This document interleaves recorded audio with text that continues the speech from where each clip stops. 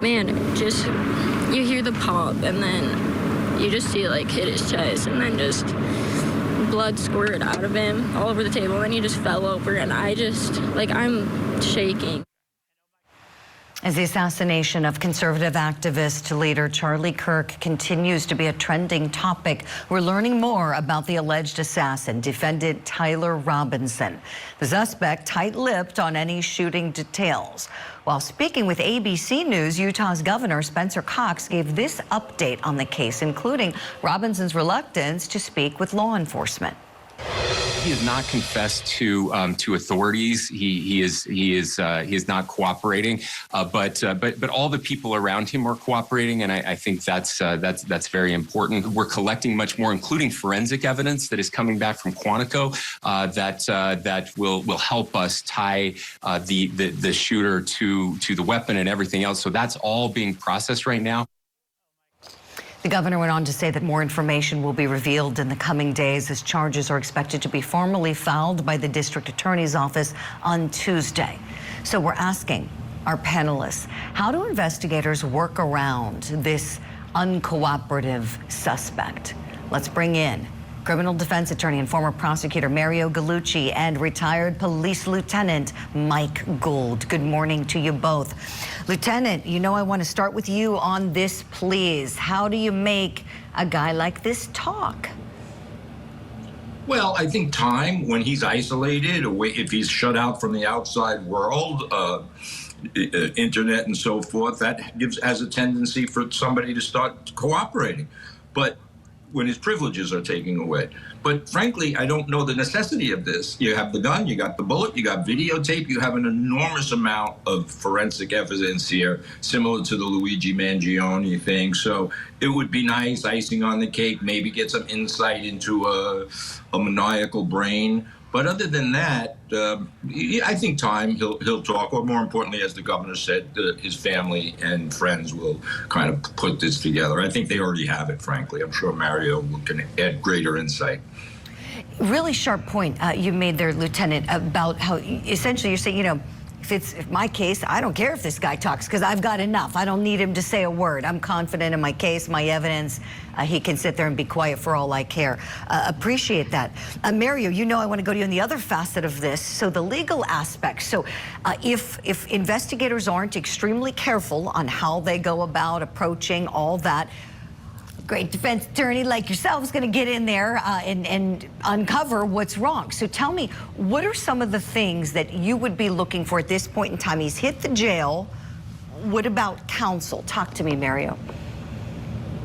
So you can't compel somebody to testify against themselves. I mean, it's under the Fifth Amendment of the Constitution. You have a right to remain silent, and that's what Miranda is for. As far as an attorney, I would be in there immediately to counsel him and tell him to keep remaining silent.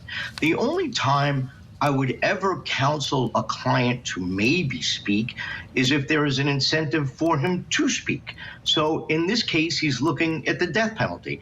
If they take the death penalty off the table and say, look, if you confess to this, you're gonna, you'll serve the rest of your life in prison without, the death penalty, maybe that's something to consider. But why would they do that? I mean, as was just spoken, they have more than enough evidence for a conviction here. They have the gun, they have more forensic evidence, they have his friends, they have the roommate. So, there's no reason to give him a specific deal in this case unless they think that there's co-conspirators. Are there other people out there that he conspired with? Those are some of the things I would be looking at if I were law enforcement. Yeah, I really appreciate it, Mario.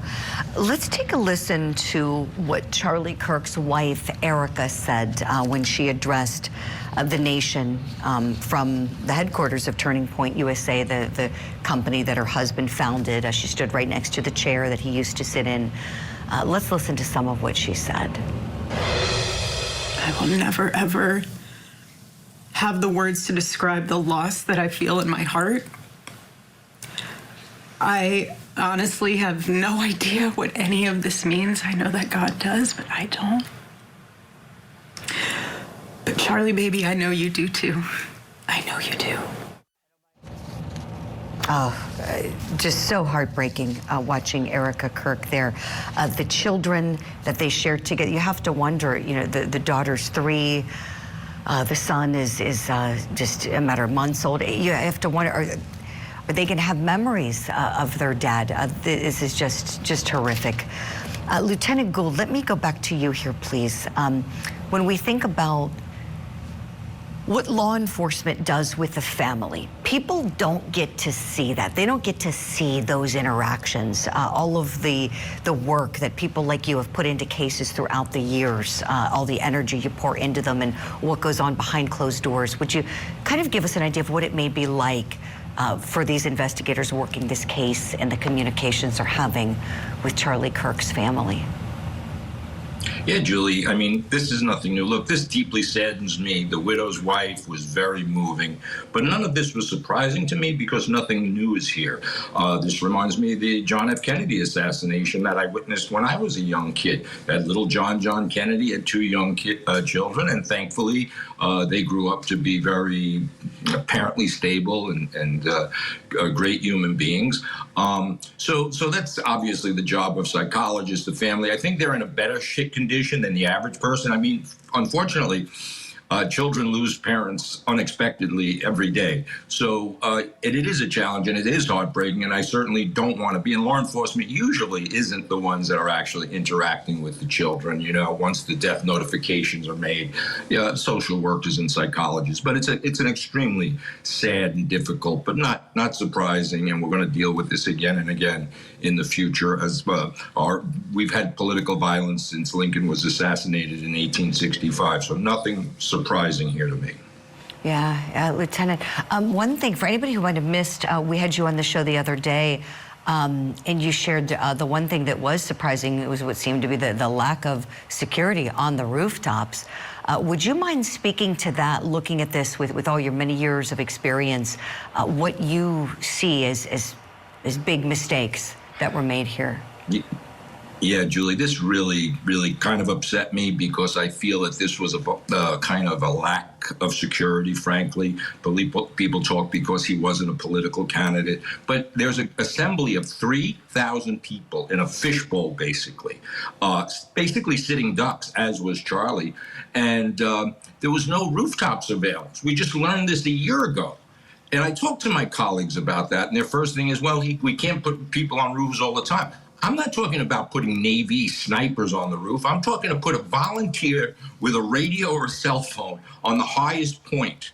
If this suspect, had an AR-15, we're always talking about mass shootings. If he was up there with an automatic rifle, this would have been a massacre of grave proportion. Fortunately, he had a single shot. He fired one round. But this was a grave, and I don't like to be a Monday night quarterback. I made bad decisions as a supervisor in my career, God knows, and I don't like to be criticized on Monday morning. But this is how we learn for the future. So this really upset me.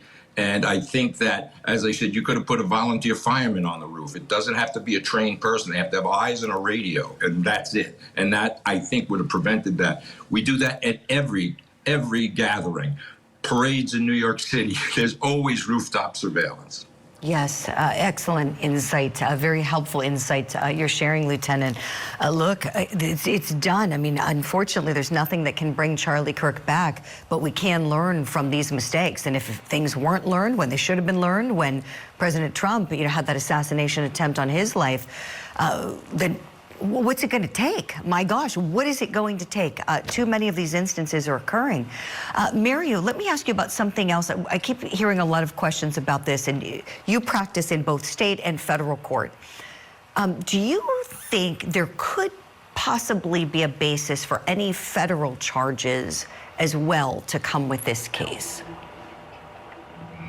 Well, I'm sure the U.S. Attorney's Office out of Utah is looking into it. It could go both ways. You could do a state or a federal case here. If you wanted to do a federal case, you would have to bring some sort of action against the nation, saying that what he committed here was an action against our nation by the killing of Charlie Kirk. That Charlie Kirk, although not a political figure, was a prominent figure, and did speak out against what he believed in, and that as a result of that, they could try to find some sort of conspiracy. It might be better tried as a state case here, and Utah's all over this. They're doing the investigation they did was was wonderful. I mean, they were right on this right away. So, you know, it could go federal, but I believe it's going to remain in the state. Mario, thanks so much for weighing in on that. I really appreciate that. And who knows, perhaps the death penalty factor may be what decides things, you know, when you think about, right, you know, this only certain federal charges will carry the possibility of the death penalty, where we know if they pursue aggravated murder in Utah, they can certainly get there on these facts. Mario Gallucci, you are sticking with us. We appreciate that. Go get some more coffee, friend. Lieutenant Mike Gould, thank you so much for your time, your expertise, for coming on today. We'll look forward to having you back very soon. When we come back, we're going to be spotlighting a brand new case for you. This one we're calling